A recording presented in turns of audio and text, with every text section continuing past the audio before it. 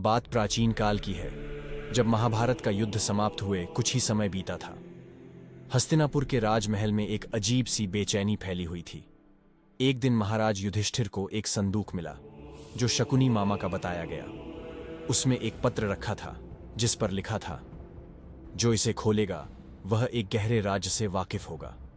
युधिष्ठिर को यह देख एक अजीब सा डर महसूस हुआ, परंतु जिज्ञासा ने उन्हें पत्र खोलने पर मजबूर कर दिया।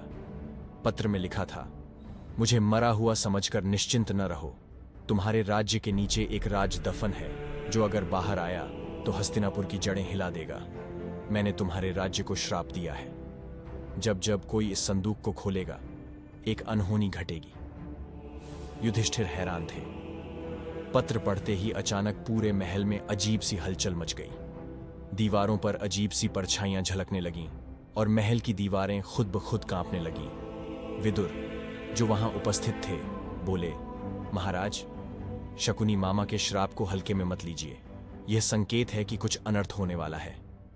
उसी रात हस्तिनापुर में एक अजीब घटना हुई। रात्रि पहर में महल के प्रहरी ने देखा कि एक काला धुआं चारों ओर फैल रहा है।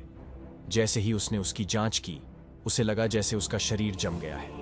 वह हिलडुल भी नहीं पा रहा था। धीरे धीरे उसकी आंखों के सामने एक भयानक चेहरा दिखाई दिया, शकुनी का। वह मामा की भयानक आवाज में कहने लगा, मैं वापस आऊंगा और हस्तिनापुर को अपनी चालों में उलझाकर समाप्त कर दूंगा। प्रहरी ने किसी तरह यह खबर महल में फैलाई और पूरी रात महल के हर कोने में डरावना सन्नाटा छाया रहा। अगले दिन महाराज ने विदुर से इस स्थिति का समाधान पूछा। विदुर बोले, महाराज, शकुनी मामा ने अपनी मृत्यु से पहले अपनी आत्मा को इस संदूक में बंद कर दिया था। हमें इस संदूक को किसी पवित्र स्थान पर ले जाकर विसर्जित करना होगा, तभी यह श्राप समाप्त हो पाएगा।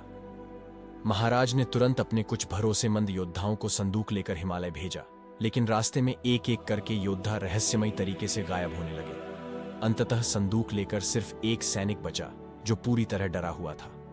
उसने हिमालय के शिखर पर पहुंचकर आखिरी बार संदूक की ओर देखा और उसे नीचे खाई में फेंक दिया। तभी एक भयानक चीख सुनाई दी और चारों ओर भयावह अंधेरा छा गया।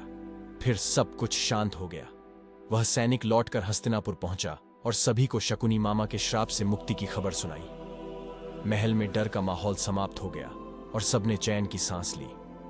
लेकिन कहा जाता है कि जब भी कोई उस पहाड़ के पास जाता है, उसे रात में शकुनी मामा की भयानक हंसी सुनाई देती है।